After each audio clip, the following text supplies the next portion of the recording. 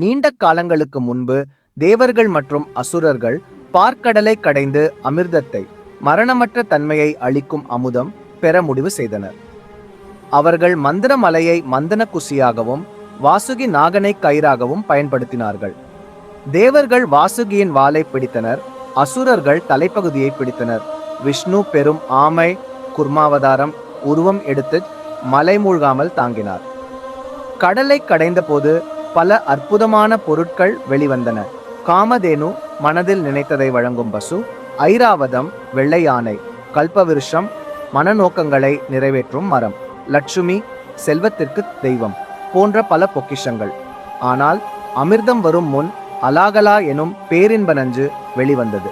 அதன் புகையால் உலகம் அழியப் போவதாக இருந்தது.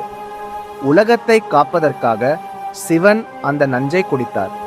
பார்வதி தேவி நஞ்சை அவரின் கழுத்தில் நிறுத்தினார். இதனால் சிவனின் கழுத்து நீலமாக மாறியது.